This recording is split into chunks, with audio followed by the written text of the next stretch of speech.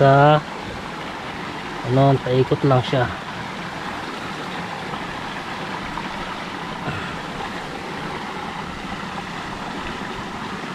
Yung pagtutubuan ng kanya guys dito,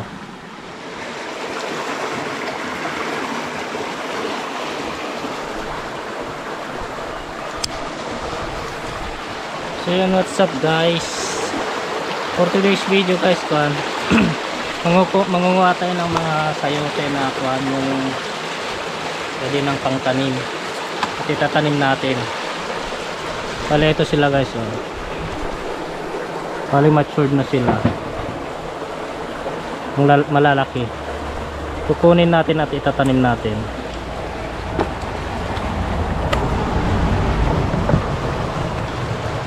Ayan,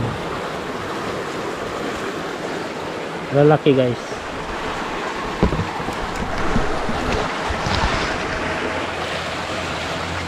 Kunin na natin lahat.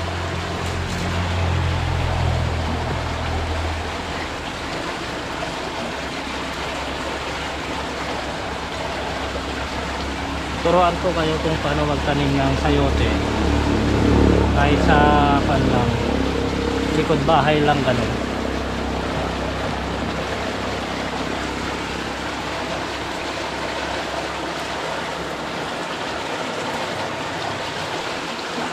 Malapit nang tumabot ang manok niya ito.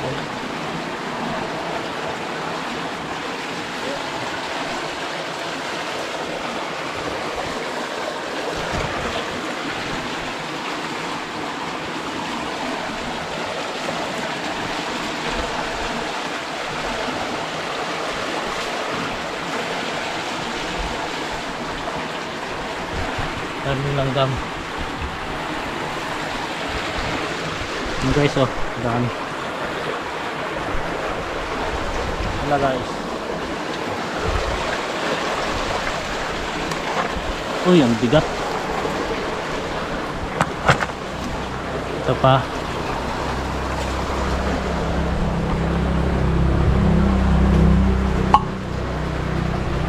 Ito pa, ang dami.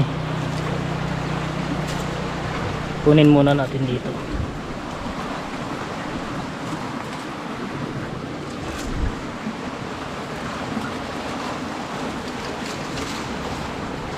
Nasasayang din lang, tanim na lang natin.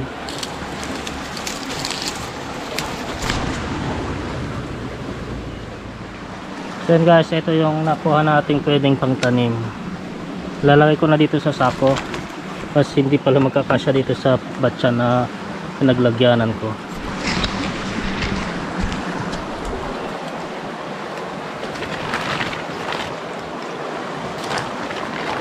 Lalaki. Tatanim natin guys.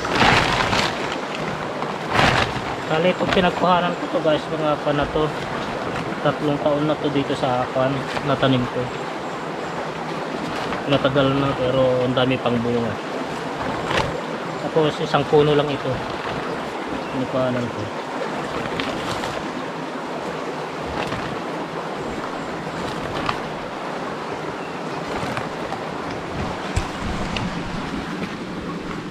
Laki. So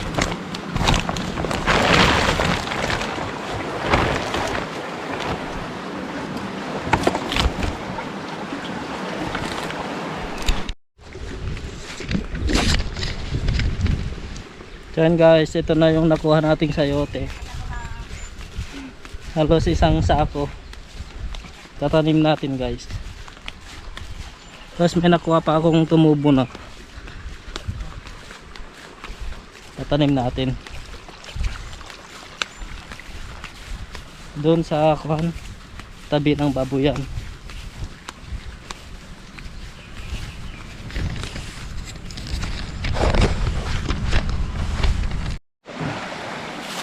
Yan guys, ito na. Bali naghukay lang ako dito guys ng konti. Ito, naikot. Tapos ito. Bali ang pagtatanim namin dito guys, ganito lang. Sa ano, paikot lang siya.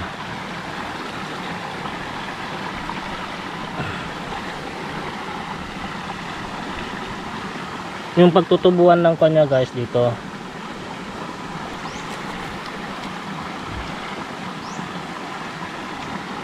Para magkasya. Hindi ko na nabidyoan yung pagkukay ko guys kasi kwan sobrang init.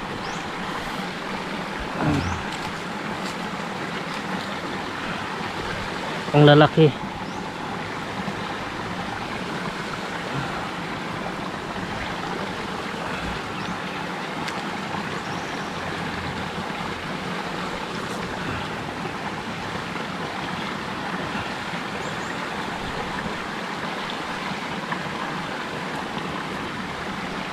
Meron pang dalawa, kulang yata.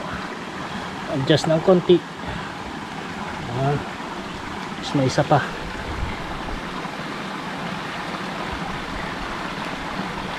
Ayan.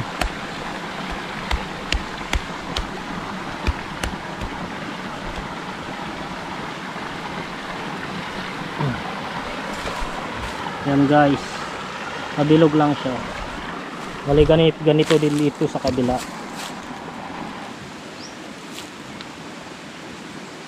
Mas maluwang dito sa kabila guys. May kung nakuha akong isang may tubo na.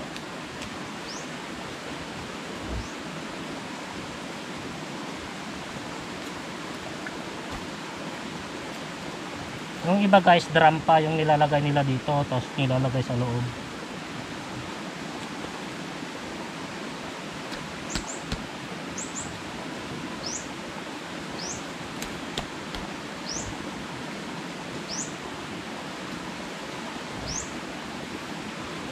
Sakto.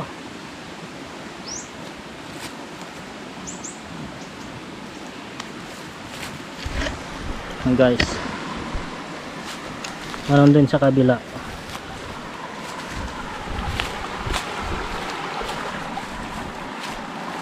Tapos eto guys, ano ko ng tubig ito para pumunta dito sa gilid niya yung kwan, yung tubig, kasi mas gusto nila yung medyo tuyo, basa.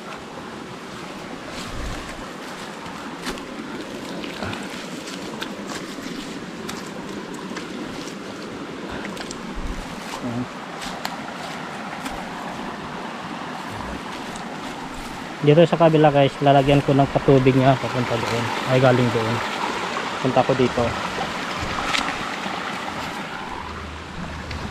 So yun guys, nalagyan ko na ng patubig nila yung tinanim natin yung sayote. Hindi ko na nabidyoan guys kasi sobrang init, nakasando pa ako.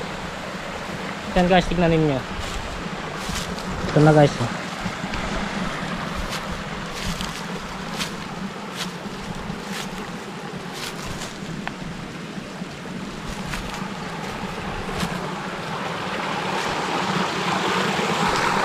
Doon sa taas.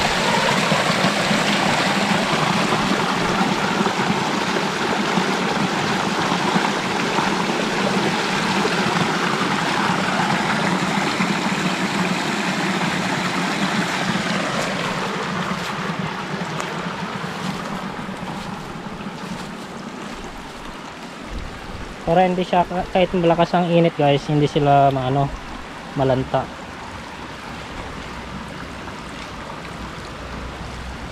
Basa pa rin yung tubig, ay yung tubig, yung pan guys, yung tanim natin. Kasi mas gusto nila yung malamig guys kaysa pan sa mainit.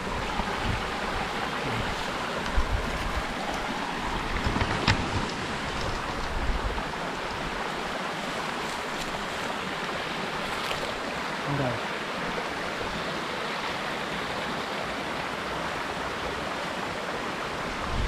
Tapos kan guys, pag nagsimula na silang magkaroon ng ganyan, kung lahat na sila, lagyan na lang dito sa palibot niya ng akyatan, parang trellis niya papunta dito sa balag niya. Ito hindi pa nalagyan, pero pagka nagsimula na silang musbong yung nila, lalagyan na to ng trellis para dito sila magkapang.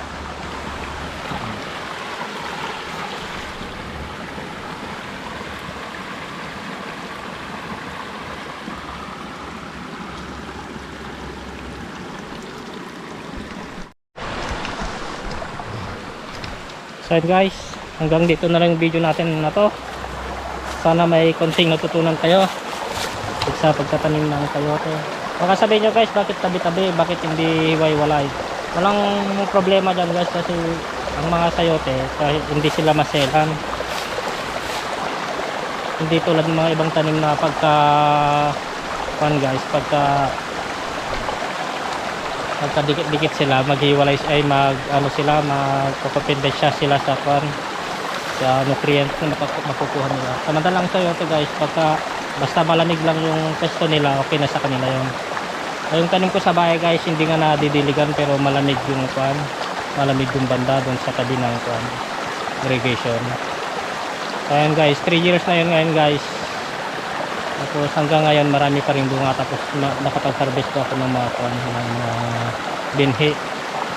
Tapos hindi pa ako yung unang kumuha niyan guys ng binhi na yan. Marami pang mas naunang nakuha ako, mga kamag-anak namin dun sa malalayo, kumukuha rin sila dyan. And guys, hanggang dito na lang. Ingat, God bless. Sana may natutunan kayo. Please subscribe and click the bell notification for more upcoming videos. Ingat, goodbye.